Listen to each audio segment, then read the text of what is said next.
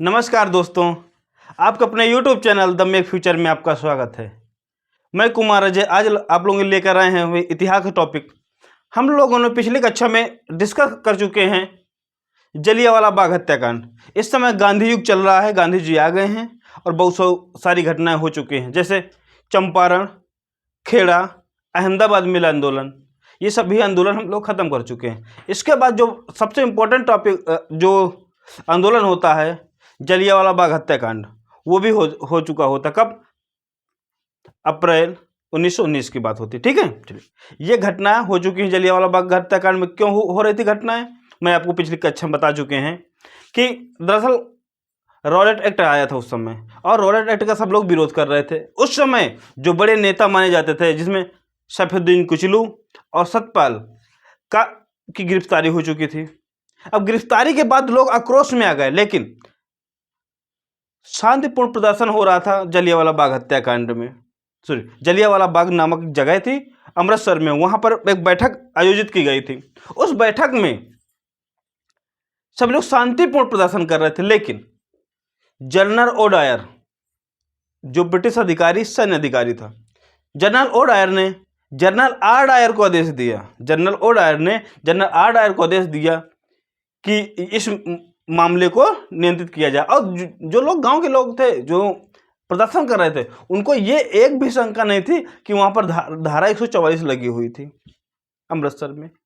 तो बिना पूर्व सूचना दिए हुए जनरल ओ डायर कहने पर जनरल आर डायर ने गोली चलवा दिया, और बहुत सारे लोग, डाटा तो जो सरकारी आंकड़े हैं वो कह रहे 400 लोग मरे, 1200 लोग घायल हुए। लगभग हजारों की संख्या में, जो जनरली देखा जाए लगभग हजारों की संख्या में लोग मारे गए वहां पर। ठीक, ये था, यहां तक कहानी हो चुकी थी। और फिर मैं बताया था कि भी एक हंटर आयोग बना था जांच के लिए। किसके? जलियांवाला बाग हत्याकांड की जांच के लिए एक हंटर आयोग बना था। इसके बाद कांग्रेस कमेटी ने, उसमें कितने 8 लोग सदस्य थे, जिसमें से 3 लोग भारतीय थे। ठीक है, और फिर इसके बाद कांग्रेस ने भी मदन मोहन मालवीय के निर्देशन में या उनकी अध्यक्षता में एक कमेटी गठन किया, जिसमें महात्मा गांधी, मोतीलाल नेहरू आज लोग उसके सदस्य थे कमेटी के। इतनी बातें यहां तक पिछली कक्षा में हो चुकी थी। आज जब आपको पता है, इस समय जो 1819 की बात चल रही थी, इस समय प्रथम विश्व युद्ध खत्म होता है। 1914 में प्रथम विश्व युद्ध शुरू होता, लगभग 18 में खत्म होता है। और अंग्रेजों ने कहा था कि यदि हमको आप सहयोग देंगे तो हम क्या करेंगे, आपको स्वराज्य देंगे। लेकिन स्वराज के बदले उन्होंने क्या दिया? रॉलेट एक्ट दे दिया। और जो मुसलमानों ने भी तो इनका समर्थन किया था, लेकिन जो तुर्की साम्राज्य था, तुर्की साम्राज्य इस समय विकसित हो चुका है, और तुर्की साम्राज्य में जो खलीफा का पद था आजादी के बाद, प्रथम विश्व युद्ध जीतने के बाद खलीफा का पद खत्म कर दिया जाता है। जब खलीफा का पद खत्म कर देते हैं तो इसे शुरू होता है खिलाफत आंदोलन। शुरू होता है क्या? खिलाफत आंदोलन। तो चलते हैं, देखते हैं खिलाफत आंदोलन को। तरफ खिलाफत आंदोलन, इसमें 2-3 चीजें इंपॉर्टेंट है, देख लीजिए। खिलाफत आंदोलन क्यों शुरू हुआ? क्योंकि जो तुर्की के सुल्तान थे, कि सभी मुसलमानों की जो आस्था थी वो तुर्की का जो खलीफा था उसके प्रति थी। लेकिन जब आप जिसको मानते हैं उसी के साथ गलत किया जाए या उसको हटा दिया जाए, तो आप क्या विरोध करेंगे ना। तो वैसा यहाँ सभी जितने भी मुसलमान थे, उस जो तुर्की खलीफा को, उसको अपना धर्मगुरु कह सकते मानते थे। लेकिन जब उनको पद से बर्खास्त कर दिया जाता है तो सारे मुसलमान अंग्रेजों के विरोध में खड़े हो जाते हैं। ठीक है, चलिए। खिलाफत आंदोलन शुरू क्यों हुआ? शुरू होने का कारण था तुर्की के जो सुल्तान थे उसको पद से हटा देना था। कारण क्या था? तुर्की के सुल्तान को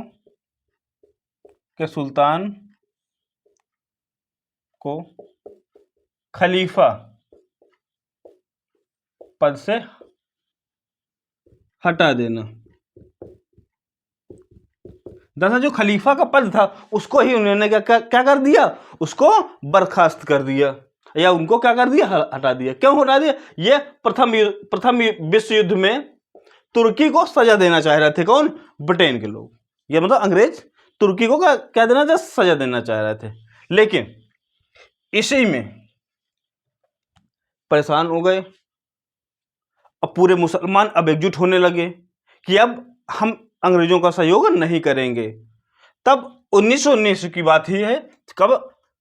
24 नवंबर 1919 में अखिल भारतीय बैठक होती है। इसके पहले ही 24 नवंबर के पहले ही कुछ इसके नेता होते हैं जो खिलाफत कमेटी की अध्यक्षता करते हैं। जो इसके प्रमुख नेता, क्वेश्चन ये पूछा जाएगा आपके कि प्रमुख नेता जो खिलाफत आंदोलन शुरू किया गया, इसके प्रमुख नेता कौन थे? इसमें नेता थे जो अली बंधु जिसको बोलते हैं, मोहम्मद अली। नेता देखो तो मोहम्मद अली, शौकत अली, अगले हैं मौलाना आजाद, मौलाना आजाद, अगले हैं हकीम अजमल खान, और है अगले हैं और हसरत मोहानी। इन सभी के नेतृत्व में कौन कौन? अली बंधु। अली बंधु कौन कौन है? कभी कभी पूछ लिया इसके नेतृत्व में कौन, किसने नेतृत्व किया? मेनली दो लोगों का नाम, अली बंधु नाम आजाद जान जाना, मोहम्मद अली और शौकत अली की बात हो रही है। और फिर मौलाना आजाद, हकीम अजमल खां और हसरत मोहानी, इस सभी लोगों ने किसका गठन किया? खिलाफत कमेटी गठन किया। किसका गठन किया? खिलाफत कमेटी का इन्होंने क्या किया? खिलाफत कमेटी का इन्होंने गठन किया। और फिर सभी मुस्लिम एकजुट होकर उन्होंने कहा कि हम इनका सहयोग नहीं करेंगे। और उनसे क्या कहा गया कि हम सहयोग जो हमारी मांगे हैं यदि पूरी की जाएंगी तो सही है, यदि मांग हमारी पूरी नहीं की जाएगी तो पूर्णतः अंग्रेजों को हम लोग क्या करेंगे? बहिष्कार करेंगे। इसी उद्देश्य से 24 नवंबर 1919 ईस्वी को दिल्ली में अखिल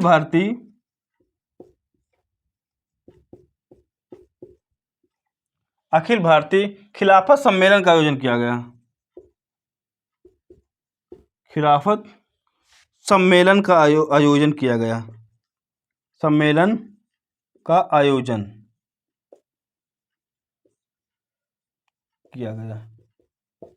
खिलाफत सम्मेलन का क्या किया गया? इसका आयोजन किया गया। बहुत इंपॉर्टेंट, इसके अध्यक्ष कौन थे? इसके अध्यक्ष कौन थे? महात्मा गांधी थे। इसका अध्यक्ष किसको बनाया गया? महात्मा गांधी को बनाया गया। और महात्मा गांधी जी ने कहा कि सरकार के साथ सहयोग नहीं करना है। क्यों नहीं? कहा यदि हमारी मांगे पूरी नहीं करेंगे, क्या कि खिलाफ जो खलीफा का पद है उसको बर्खास्त ना किया जाए, उस पद को बनाए रखा जाए, ठीक है ना। जो मुस्लिम है उनके हित की बात की जाए। यदि इस टाइप की मांगे यदि हमारी पूरी नहीं करेंगे तो हम क्या करेंगे? सरकार का बहिष्कार करेंगे।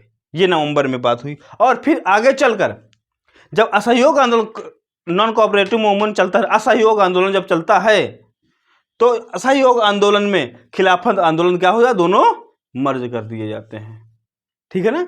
क्या खिलाफत आंदोलन दोनों क्या कर दिए जाते हैं? खिलाफत आंदोलन और असहयोग आंदोलन, खिलाफत आंदोलन का असहयोग आंदोलन में क्या होता है? विलय कर दिया जाता है। और जब यह खिलाफत आंदोलन का विस्तार चल रहा था, खिलाफत आंदोलन चल रहा था, तो मोहम्मद अली जिन्ना ने गांधी जी का विरोध किया। कहा कि आप ये राजनीतिक मसले पर आप धर्म में ना बीच में लेकर आइए और मुसलमानों के बीच में आप न जाइए। ये जो धर्म का मामला, ये धर्म लेकर बीच में ना आइए, ठीक है ना। तो ये बात कही थी उन्होंने। फिर बाद में ये किससे ऐड हो गया? असहयोग आंदोलन थे, ठीक है। तो इतने पॉइंट आप लोग लिख लीजिए। अब शुरू करते हैं असहयोग आंदोलन, कर लीजिए, ठीक है। चलिए लिख लीजिए। अब इसके आपको नेता जरूर याद रखना है। और खिलाफत जो आंदोलन हुआ था ना, इसके जो दिल्ली में आयोजन किया गया था इसकी कमेटी का, अध्यक्ष पूछ सकता है आपसे, ठीक है। तो अध्यक्ष कौन थे? महात्मा गांधी जी को बनाया गया था। ये आपके लिए इम्पोर्टेंट पॉइंट था। चलिए अब हम लोग चलते हैं असहयोग आंदोलन।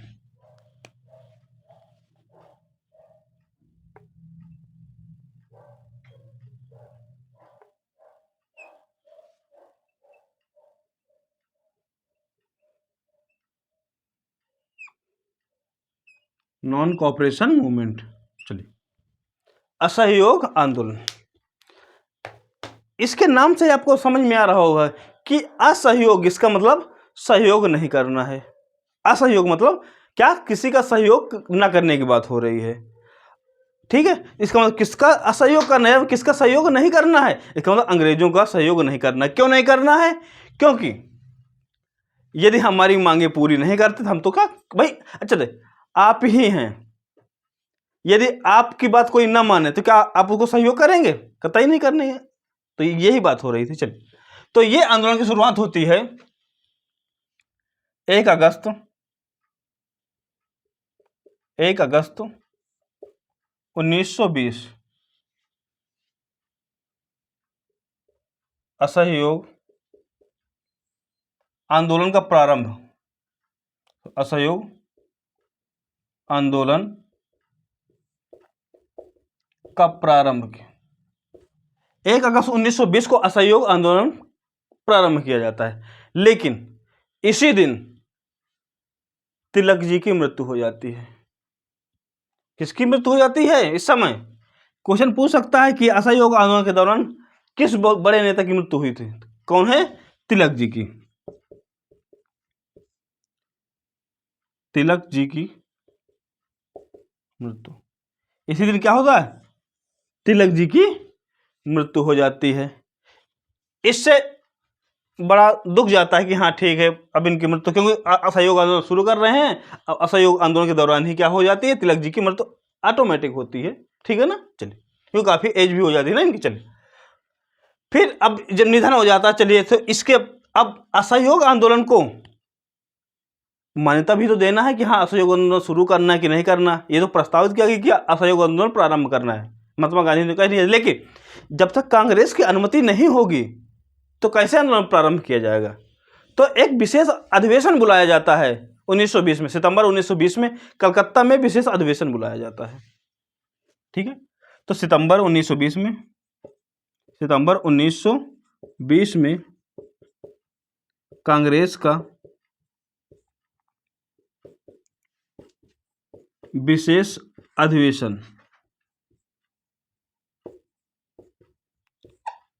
कांग्रेस का विशेष अधिवेशन सितंबर 1920 में बुलाया जाता है। कहां पर? विशेष अधिवेशन कलकत्ता में। कभी कभी पूछ सकता है, कलकत्ता में बुलाया जाता। और इसके जो अध्यक्ष होते हैं, अध्यक्ष कौन होते हैं? लाला लाजपत राय, लाला लाजपत राय, ठीक है। अब इसके अध्यक्ष लाला लाजपत राय बना। इसके बाद जो कांग्रेस का मेन अधिवेशन होता है, वो जो मेन अधिवेशन होता है वो दिसंबर 1920 में कांग्रेस का अधिवेशन होता। ये विशेष अधिवेशन था। ये जो रियल में अधिवेशन जो होते थे वो हर दिसंबर माह में होते हैं, कांग्रेस का अधिवेशन, क्योंकि स्थापना हुई थी दिसंबर माह में, तो अधिवेशन तो दिसंबर माह में होंगे। अब विशेष अधिवेशन जो कोई जरूरत काम पड़ जाए तो विशेष अधिवेशन बुलाए जाते हैं ना। चलिए तो दिसंबर 1920 में कांग्रेस का नागपुर अधिवेशन, दोनों अधिवेशन पूछे जाते हैं। इसके अध्यक्षता कौन थी? CR दास ने की थी। नागपुर अधिवेशन के अध्यक्ष कौन थे? CR दास थे, ठीक। तो ये पॉइंट आपको नोट कर लेना, ठीक। चलिए अब इसके अध्यक्ष CR दास, फिर क्या हुआ इसमें आगे चल के? चलिए इतने पॉइंट आप लोग नोट डाउन कर लीजिए, ठीक है। ये कांग्रेस का जो अधिवेशन नागपुर में हुआ, CR दास, और CR दास ने कहा, CR दास ने एक प्रस्ताव रखा या कहा, पूरा प्रस्ताव पेश करवाया किसने? CR दास ने, कि किसका? असहयोग आंदोलन की आगे बढ़ाया जाए। असहयोग आंदोलन में कहा गया कि जो भी घटनाएं होंगी अहिंसात्मक तरीके से असहयोग आंदोलन किया जाएगा, ठीक है।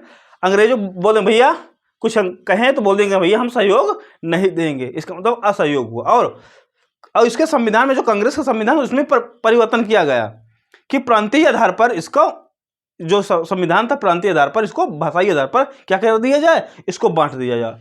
और इसमें यह तय किया गया, इसी में तय किया गया कि जहां तक संभव हो, तय किया गया कि जहां तक संभव हो कांग्रेस ने तय किया कि जहां तक संभव हो संपर्क भाषा के रूप में, संपर्क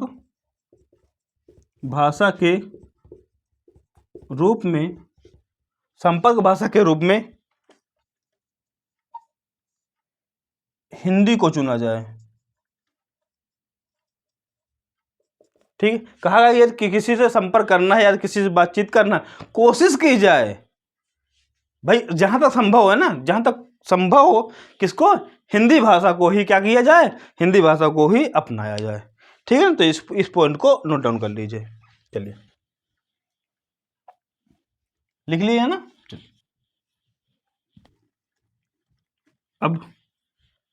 अब हिंदी भाषा को लेकर, क्योंकि मैक्सिमम लोग तो अंग्रेज क्या कह सकते हैं, तो अंग्रेजी बोलने वाले थे, तो इसलिए कहा गया भैया जहां तक संभव हो तो हिंदी को लेकर चला जाए।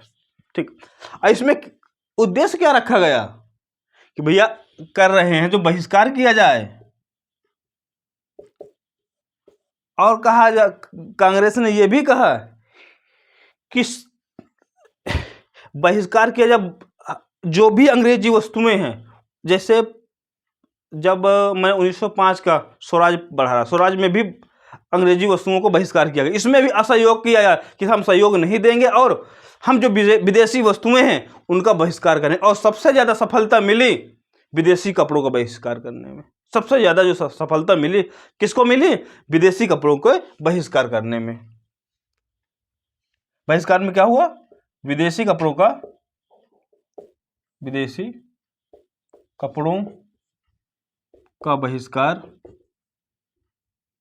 बहिष्कार सर्वाधिक सफल रहा, सर्वाधिक सफल। जो विदेशी कपड़ों का बहिष्कार किया गया सर्वाधिक सफल आंदोलन माना गया कि इसमें सर्वाधिक सफल आंदोलन हुआ।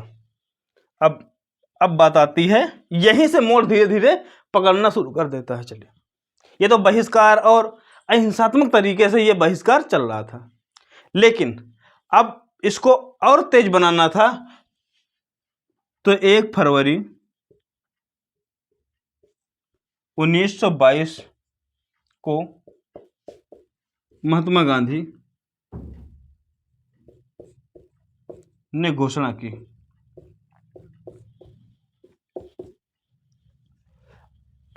1 फरवरी 1922 को महात्मा गांधी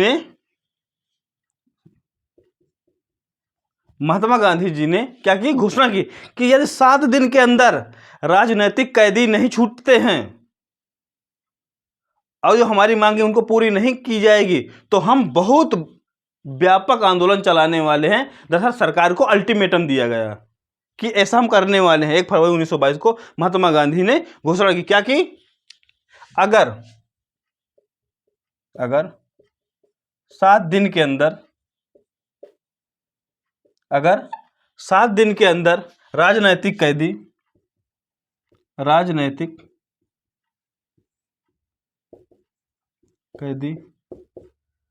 रिहा नहीं होंगे,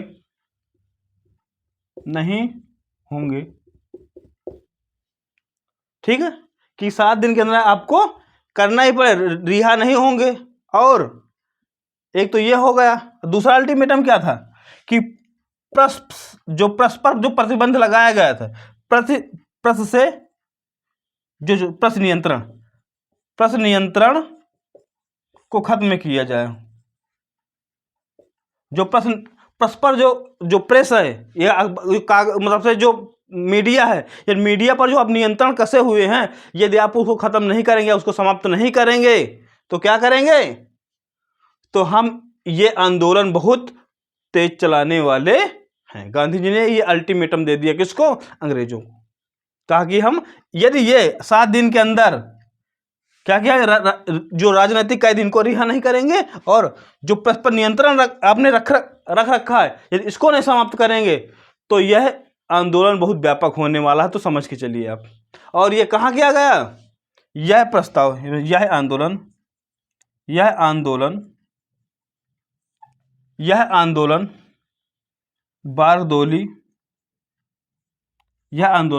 बारदोली तालुका से शुरू होने वाला था।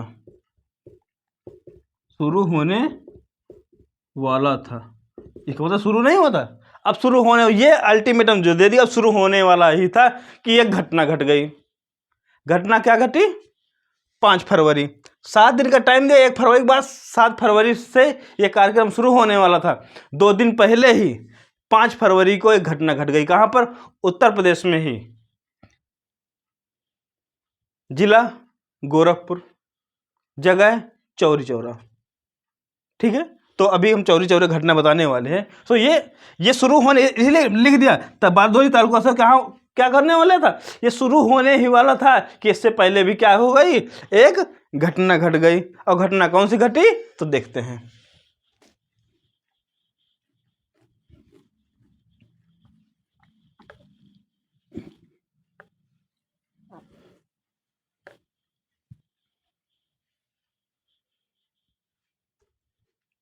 घटना घटी, शुरू होने वाला क्या हो, घटना कौन घटी? 5 फरवरी 1922 को उत्तर प्रदेश के गोरखपुर जिले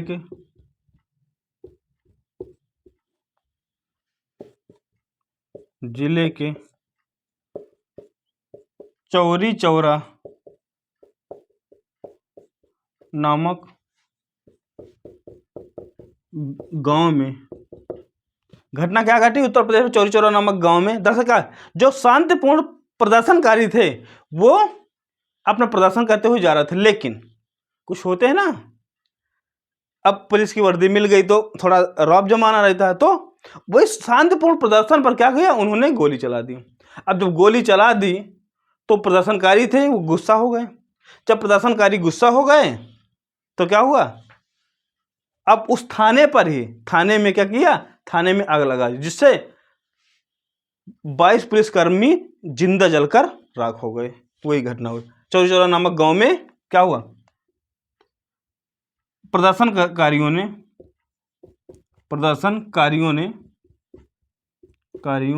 ने थाने में आग लगा दी, जिससे 22 पुलिसकर्मी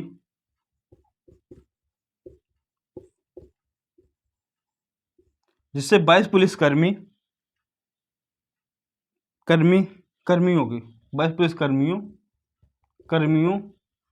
की मृत्यु हो गई। 22 पुलिसकर्मियों क्या हो गई, 22 पुलिसकर्मी जिंदा जल गए। ठीक, अब गांधी जी इस मामले से और यही नहीं, यह घटना हुई और भी छोटी छोटी जगहों पर छिटपुट घटनाएं, हिंसात्मक घटनाएं हुई। क्यों, गांधी जी अहिंसावादी थे, तो अब गांधी जी को पता था कि अब 22 लोग पुलिसकर्मी मारे गए हैं, इसका मतलब सरकार शांत तो बैठेगी नहीं। जब सरकार शांत तो बैठेगी नहीं, अब प्रदर्शनकारियों पर बहुत ज्यादा अत्याचार होने वाला है। अब इसी को भांपते हुए गांधी जी ने 22 फरवरी, याद रखना, सिर्फ 22 नहीं, 12 फरवरी 1922 क्या किया, 12 फरवरी 1922 को गुजरात, वहीं शुरू होने, बारदोली शुरू, तो वहीं बारदोली में ही क्या किया, अपना आंदोलन हुआ। 22 फरवरी 1922 को गुजरात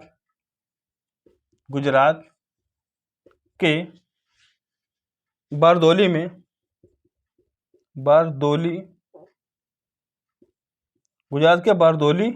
में अपनी बैठक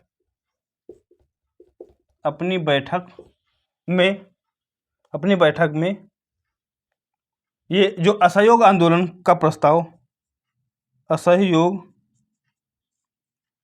आंदोलन का